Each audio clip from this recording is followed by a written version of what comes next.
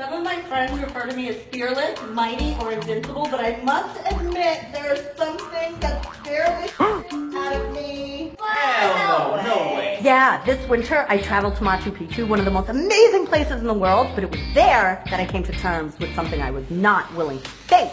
What was it, Di? Was it a rational fear?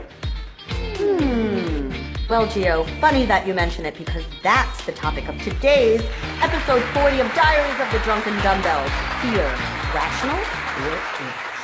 Fear is a natural, normal part of living. In fact, fear is useful. It teaches us what to avoid and often forces us to act in service of ourselves when we need to.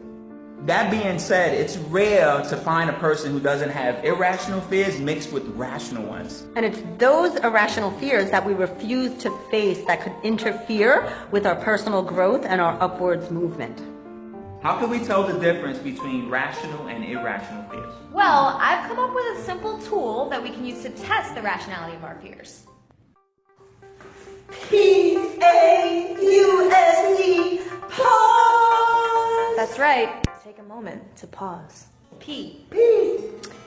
Pain, pleasure. Is it impossible to die or be hurt when I'm doing this? Will I inevitably feel good after doing this? A. Anger. Will I be angry at myself if I don't do it? U. Unproductiveness. Will not doing this thing move me further away from my goals? S. Will I feel sad, sorry, or regretful if I don't do this? E. Engagement. Will it cause me to withdraw or feel stuck? If you go through these questions and find that you're consistently answering no, then maybe you're dealing with a rational fear. But only you can decide which fears will remain real to you. So, what rational fears do you have? I'm so afraid of bunny rabbits. Huh? That is not a rational fear.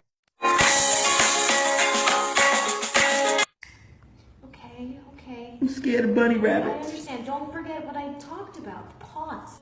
Note that there is nothing inherently bad about accepting your hard fear limits. Knowing our limits with anything can do a great service for ourselves.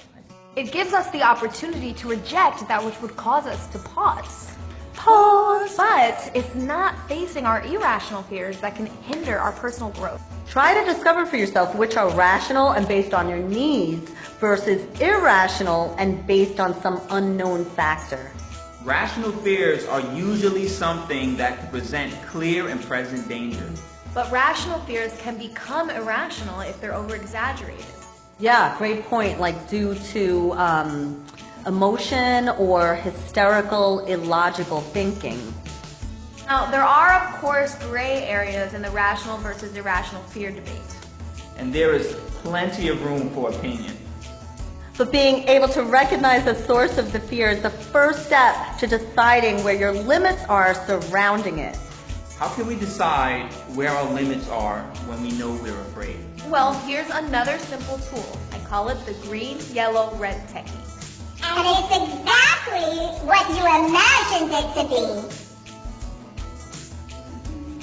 How's it feel up there? You scared? That's so high! I'm at a solid green right now. Good to go. Green light for Rick. Yo? What do you think? What do you Trying think? to do a dance, but I'm like on yellow right now. Very cautious. Red light, red light, red light, red light! Oh shit! If you're feeling super confident about something, Green. green. Not so sure, but thinking about it?